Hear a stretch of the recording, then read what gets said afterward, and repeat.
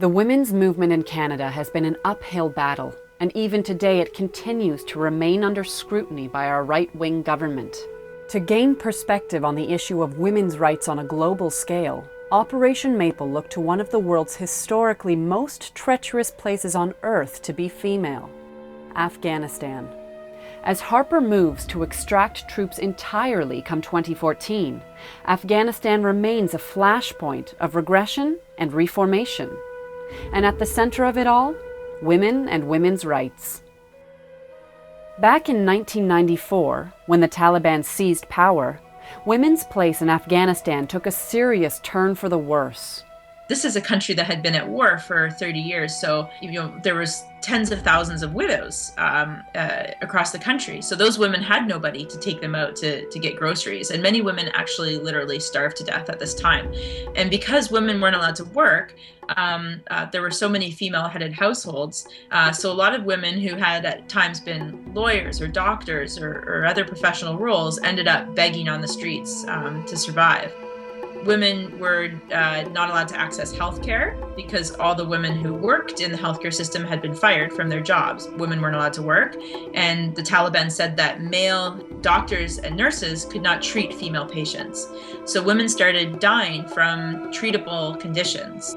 But when outside forces came to Afghanistan to usher in desperately needed change, what they found was shocking. In the first presidential elections in the country in 2004, an Afghan woman I know in Kandahar was involved in doing voter registration. And in Kandahar, that meant going door to door to each house to register all the women in each household to vote.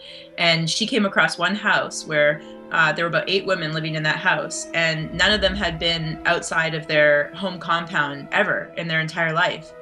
They'd never ventured further than the walls of the compound where they lived. So they'd never been in a store, they'd never been in a health clinic, they'd never seen a school before. The views of Canadians on Afghanistan are diverse. Some people cry out to support our troops, but others endorse the hands-off approach, saying Afghanistan must figure itself out on its own. The first people who would tell you that they have human rights and they want their human rights protected and they want some sense of equity and equality are Afghan women and girls.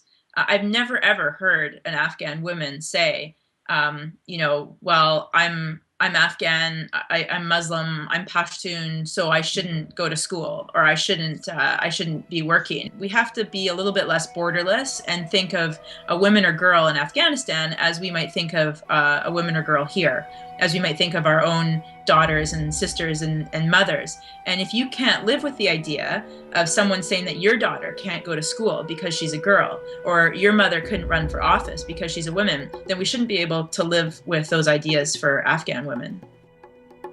We have come a long way as women. This means we have an opportunity to help other women along in their battle. In so doing, we may in fact create for ourselves the room for change in our continuing fight to right gender inequities and create fair opportunities for all.